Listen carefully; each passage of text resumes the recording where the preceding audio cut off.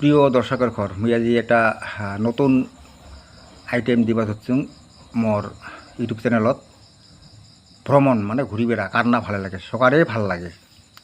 তো আলিপুরতে মাঝের ডাবরিতে একটা গ্লাস টাওয়ার মানে কাচের টাওয়ার আছে 70 ফুটেরও বেশি, ওটা আমরা ঘুরবার গেছি। ওইটাই আজ তোমার সামনে তুমি তুলি ধরো, আমরা সপরিবারে গেছি। তো চলো দেখো। আমরা আজ যাওয়া হচ্ছি মা সারদা ওয়ার্ল্ড এদিকে রাস্তা নাই গ্লাস টাওয়ার, এদিকে না ওই পরিবার নিয়ে যাবার হচ্ছে।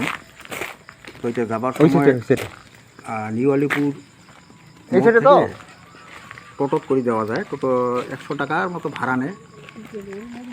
তো গেলে পাওয়া যাবে। এটা হচ্ছে মা প্যারাডাইস ঘুরে থেকে আসেন ওয়ার্ল্ড নিউ আলিপুর মোড় থেকে গাড়ি ধরে পারেন, টোটো করে চলে এসে পারবেন এই হাঁসবাড়ি মা সারদা নেলগাড়ি মা প্যারাডাইস। মেলা কিছু আছে, সারদা বল করলাম মোর মা বেটা আছে, প্যারাডাইস ওয়ার্ল্ড বিটি আছে, এটা আছে আর আছে মেলা ধরনের জিনিসই আছে, ম্যানেজার, ওয়াটারপুল, গৃহমন্ত্রী গাড়ি কি আরো বিভিন্ন ধরনের। কিন্তু বর্তমানে সবচেয়ে যাওয়ার সময় তুলে দেবে, আসার সময় তুলে দেবে, গ্লাস টাওয়ার তুলে দেবে, অসুবিধা নেই। প্রায় 70 ফুটেরও বেশি উঁচা। এই যে রাস্তা দিয়ে আমরা যাবার উচিত, কিছুদিন গেলে পাওয়া যাবে। মোর বেটা আছে, মোর বউ আছে, মোর বেটি আছে, আমরা যাবার উচিত। ওই যে সামনে দেখা যায়। তো যা যা আসেন নাই তার জন্য খালি চার্জ বেশি নেই, রাস্তাটা দেখা দিনগুলো সামনে কি গ্লাস টাওয়ার।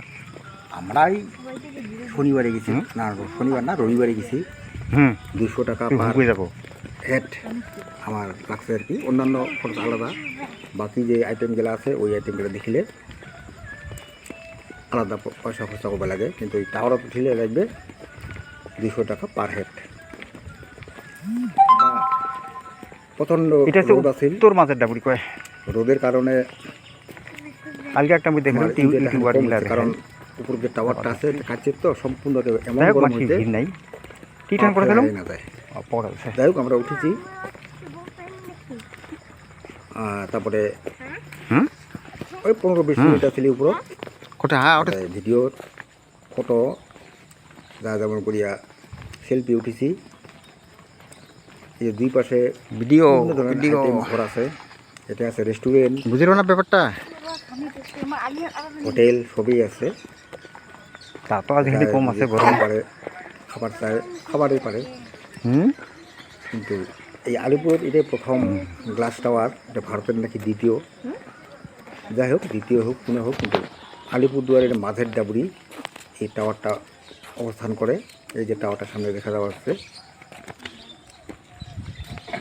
70 ফুটেরও বেশি। তো আমরা এই অল্প আগালে টাওয়ারটা উঠিবা শুরু করবো। এই তো প্রায় পৌঁছে গেছি। এইটা হচ্ছে সিঁড়ির গেট, জুতা খুলি যাবা লাগবে। আসলে লাগে না, টিকিট গেলে দিবে। এই যে সিঁড়ি, এই একটা সিঁড়ির 8টা করে ধাপ আছে, 11টা না 13টা আমি ভুলেই গেলাম। যাই হোক ওই 11টা বা 13টা এমন আলাদা আলাদা সিঁড়ি আছে। প্রত্যেকটা সিঁড়িতে 8টা করে ধাপ আছে।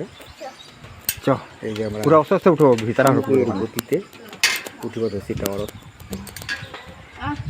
দূরাই থেকে দেখা যাওয়া যাচ্ছে সবুজে ভরা চারিপাশে গ্লাস টাওয়ার। যা জানেন না অবশ্যই আসবেন। এই যে আমরা টাওয়ারের উপর